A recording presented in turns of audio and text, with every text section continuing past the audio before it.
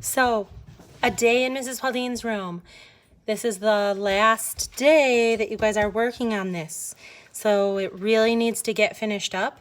And this is a very important part of kindergarten, getting your writing done. This week, I just want to remind you, I've given you a lot of tools, and we've talked about a lot of tools to help you with your writing. So we talked about the alphabet chart that you have when you're trying to stretch out your words and you're putting every sound, right? Every sound has a letter. So I want you to write that letter that goes with the sound. This is going to help you to find that. I gave you your sight words that we don't have up on the pink wall, right? Up on the cupboards. So if you're like, oh man, I know that you wanted to say my classroom, my, right? You can find it on here. If you couldn't remember exactly, but you know it's on the wall, hopefully you could find it. If you were telling me how you felt about something and you were trying to say, I like. Okay, we've made it all the way to 2. If you do not know how to read these words very quickly, you should. You should know all of them by now. That is something you should be practicing every day. Next, something else that I gave you this week was our vowel paper. And we learned about A, E, I, O, U.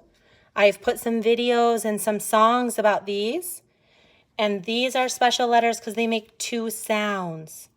They make the sound that we've been talking about the whole time. Like A says ah.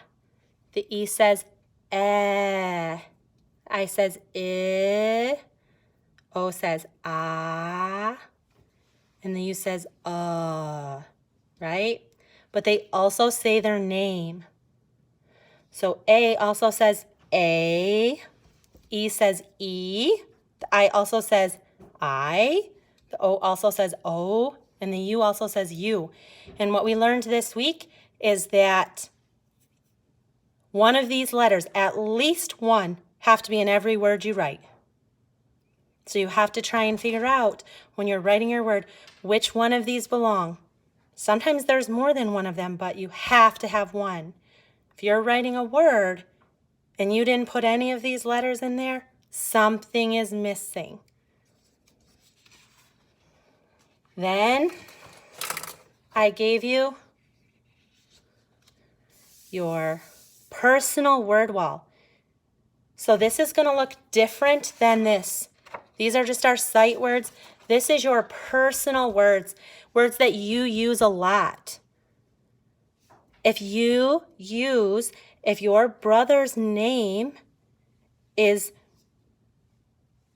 maybe Jack or Jacob, if you use their name a lot in your writing, you should add that to your word wall.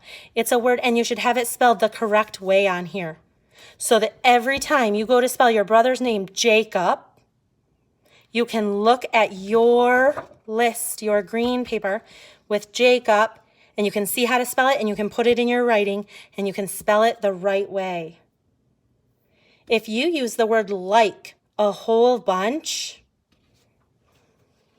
you can add it to your word wall. Even though it's on ours, you can put it on yours because it's a word that you use a lot. If you use it a lot, it should be on your word wall. It's important to you, and you use it a whole bunch, but it has to be spelled correctly. So before any word goes on the green paper, you have to check with an adult that it's spelled correctly, because everything on your word wall should be spelled correctly. Then I also gave you this tool, the writing checklist. Nobody should be handing me a paper this week if you have not gone through our checklist. This is something you're going to go through every time now before you hand a writing paper in to me. Do you have people? Do you have a place? Characters in a setting? Where is the story happening? And who is in it? Do you have the beginning, the middle, and the end? Right? The train reminds us beginning, then what happened in the middle, then what happened at the end. Did you show feelings? Maybe you told me in the words. Maybe you drew them on the characters' faces. Did you write a letter for all the sounds that you heard? There's a lot of sounds when you're talking and telling a story. I want you to write those sounds. And I gave you papers to help with that. Did you go back and add details to your drawing and your writing? And I put a picture here to help remember all the details, right? This picture is very detailed. Did you use your 2-finger spaces when you were writing your sentences? Because we can't read writing if it's all squished together. And last, I have reread my story. See that little person? I reread it and it makes sense. Because if I were to ask you about it and you said, I don't know what that says, how am I going to know what your story says, right? I'm not. So today is just a day to remind you about those things and to finish this. This is definitely super important that you are getting this done. Okay? That's it for your writing today.